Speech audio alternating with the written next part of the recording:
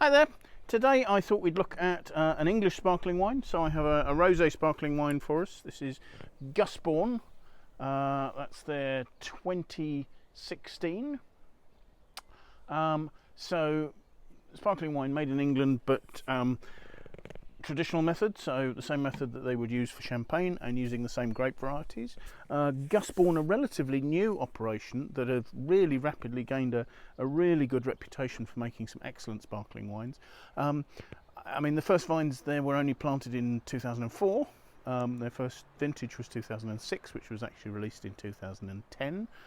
So they've really rapidly made a name for themselves. And it's a fair-sized operation as well. I mean, they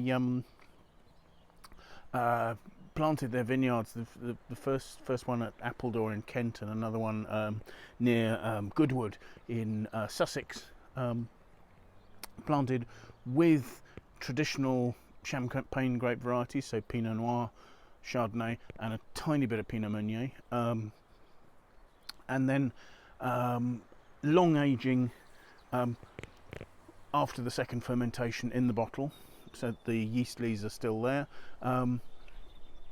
And I mean, this wine, for instance, it's really nice actually.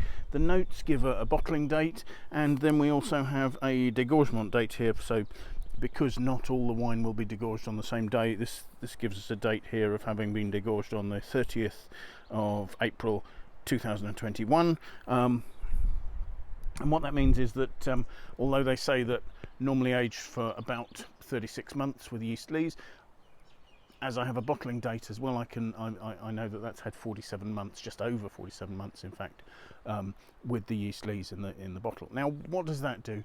That, you know, traditionally in champagne this is the case as well.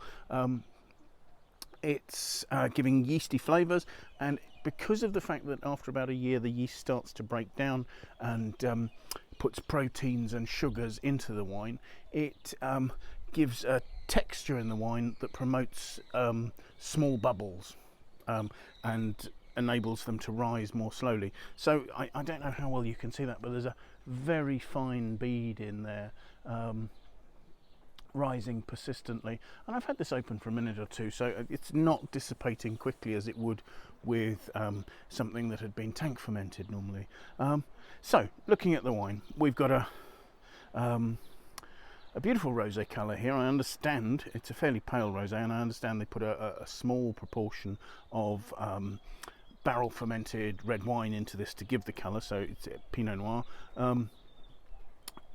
Bubbles, as I say, very fine, rising regularly, looking lovely. Let's have a smell there.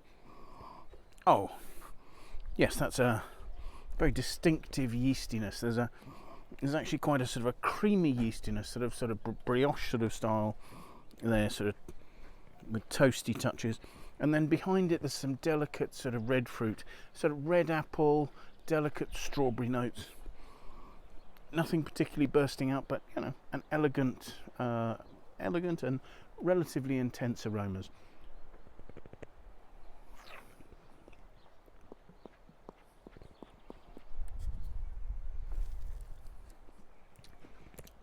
Tasting it, the first thing that's apparent is that this really has cracking acidity.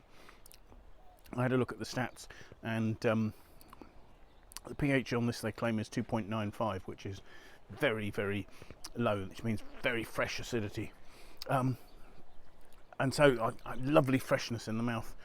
I'm salivating, but that's lifting a beautiful sort of delicate strawberry note, which is complemented by the fine bubbles, which are, you know, really do create a lovely sensation in the mouth there. It's all very light, very lifted, very elegant, and because of the lovely acidity, lovely long flavour. The body isn't huge. The alcohol's about 12, I'm told. The alcohol doesn't really come in. It's nicely in balance there. There's no massive complexity of flavours. You know, the wine's not had a significant amount of oak aging. Evidently the red wine may have done, but that's probably only a tiny percentage there.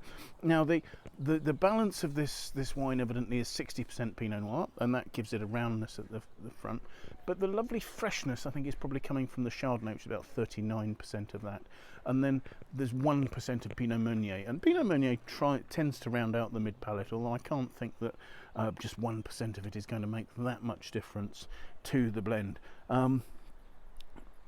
Yes, I'm still getting these lovely long flavours that might still mouth-watering. They're fine flavours, they're elegant flavours. They're not particularly complex. They're not changing much in the mouth, but just the elegance that's created by that freshness is very impressive indeed. So yes, Gusbourne 2016 rosé. I'm getting a little ahead of myself there. Well worth a try. Thank you very much for watching. Cheers.